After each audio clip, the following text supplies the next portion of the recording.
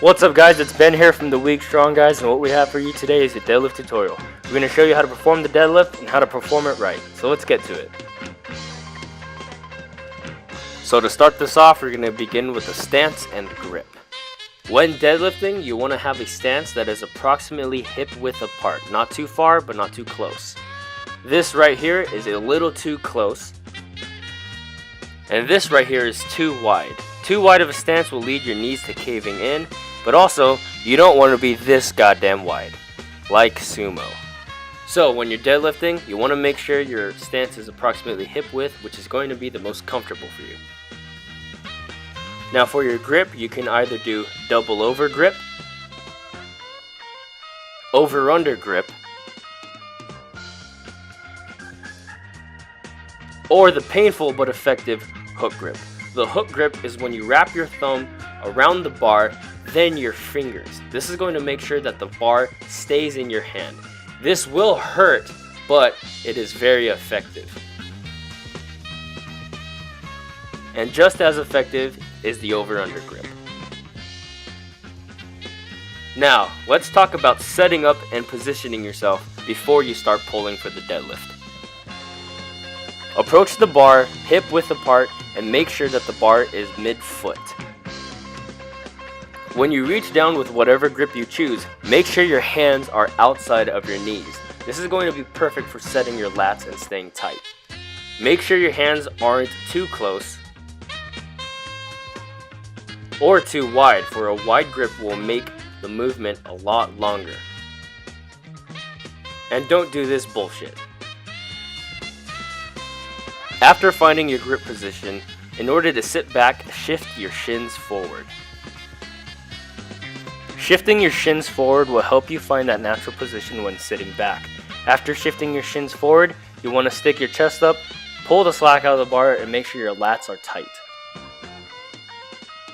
Now that you have found your correct stance, your preferred grip, and how you should set up and position yourself, it's time to start performing the deadlift. Before performing the deadlift, you want to pull the slack out of the bar. Pulling the slack is a very subtle movement, but is crucial to making sure you are maintaining tight lats. Just think about performing a barbell row without actually pulling the bar off the floor.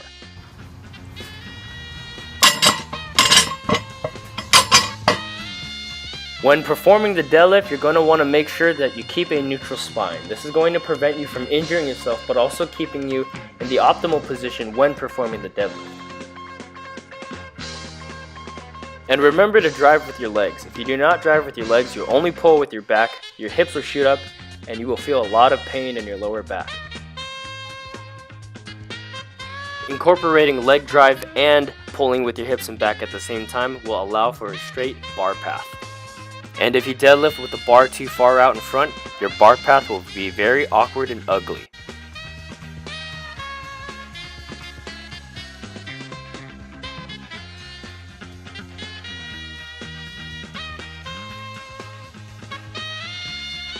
And if you sit back too much with the bar too close to your shins, there won't be much hip hinging, but just a lot of leg drive.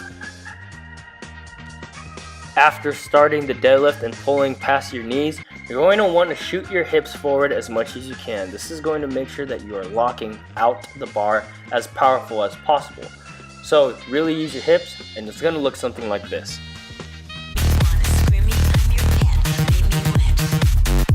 When locking out the bar, remember to squeeze your glutes in order to generate as much power as possible and to keep a tight form. And remember your bracing cues. Brace those lats, take that deep breath, and brace your core. This is going to be key to keeping that tight position when deadlifting and to make sure you do not injure yourself. If you do not brace your lats or your core, your deadlift will look ugly and you will hurt yourself. And remember, you don't want to look like this. Bruh, look at this dude. Wait till you see the. No, no, no, no.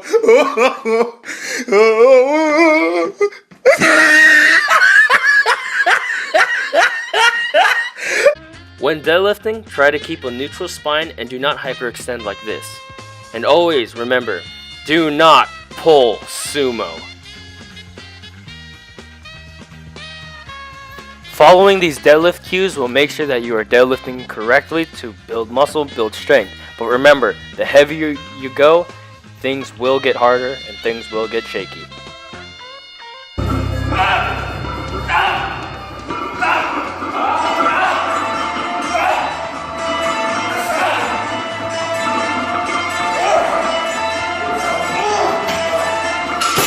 Alright, so I hope you guys liked that deadlift tutorial. That's something we've been planning on working on for a while, but you have to remember, the deadlift is not just the back movement, and it's not just the lower body movement, it's pretty much all of the above, okay? It's going to build the fuck out of your core, it's going to build your entire back, traps all the way down to your spinal erections, it's going to build those hamstrings, that ass, even work the quads. And remember, it's not just a squat with the bar in your hands, and it's not just a hip hinge. It's all of the above, okay? Anything else you want to say, man? Nope. Well, there you go. So, that's it. That's our deadlift tutorial. Hope you guys liked it. And if not, you can suck my dick. Wait, actually, I'll do that later. But on how often you should deadlift as well. Well, it depends on how heavy you're going and like how long you've been deadlifting for. And it depends on the intensity. Yeah, exactly. So like if you have like a volume day, like that's just lighter weight, more reps, you can recover from that faster. So you could probably do that like maybe like twice to 3 times a week. But if you're doing like intensity days, like maximum effort, that should not be more than like once every 2 weeks. Like for example, I deadlift twice a week. I have one heavy day and one light day where I pretty much just do pause deadlifts. Yeah, that's perfect. Yeah. So you know what? That's the deadlift tutorial. You guys want to see other shit? I'm master debating on making a squat tutorial. The only thing that's difficult about a squat tutorial is we have different squat techniques. So we'll probably come out with 2 different videos. Who knows? A powerlifting specific, and me, I squat like an Olympic weightlifter. So pretty much that's it. Stay weak. We'll catch you cunts later.